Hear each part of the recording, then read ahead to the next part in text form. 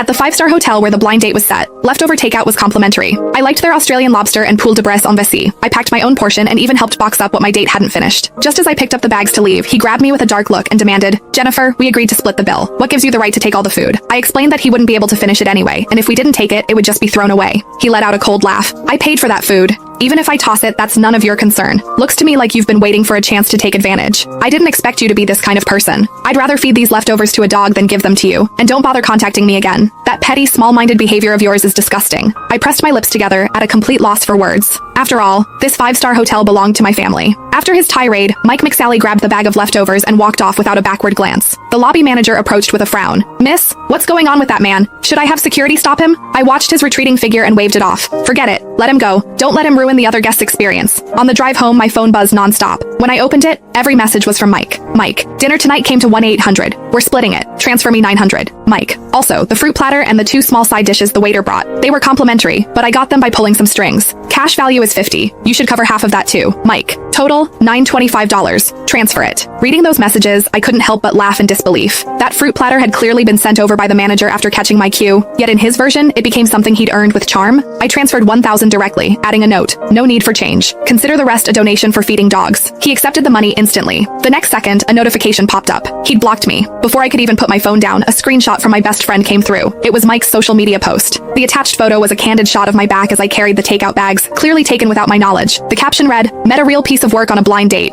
Orders the most expensive dishes, then packs up everything she can't finish." We agreed to split the bill, but she even tried to take my leftovers. Seriously, what's wrong with girls these days? Are they that desperate? Frugality is a virtue, sure, but using it as an excuse to take advantage of men, that's just shameless. Guys, be careful when you go on blind dates. Run into a gold digger like this, and you're asking for trouble. The comment section was full of his friends chiming in. "Man, Mike, you've got it rough. That wasn't a date. You were doing charity work. You can tell at a glance she's never seen the world. Probably never eaten at a 5-star hotel in her life. Wanted to pack it up and brag later. People like this should be exposed. Make sure she can't show her face in the dating scene again." I was still scrolling through the comments when my Aunt Marion called. The moment I picked up, she launched into a lecture. "Jennifer, what on earth happened? Mike's mother just called me. She said you're the worst. She said you have no manners, that you eat like you've been starving your whole life, and that you're someone who likes taking advantage of others. I introduced Mike to you because he works at a major company. He's a promising prospect. But look at what you've done. You've completely offended him over a few boxes of leftovers. You're not short on food at home. Is this really necessary?" Aunt Marion scolded. I took a deep breath, forcing down my anger. "Aunt Marion, Mike insisted on splitting the bill. He even said he'd rather throw the leftovers away than let me take them. I just didn't want to waste." "All right, that's enough." She cut me off sharply. "Men care about their pride. Packing food right in front of him, wasn't that basically slapping him in the face, saying he couldn't afford to treat you? Mike's mother said it herself. Women should be sensible, reserved. With behavior like yours, how are you ever going to marry into the McSally family?" I let out a cold laugh. Marry into the McSally family, even if they begged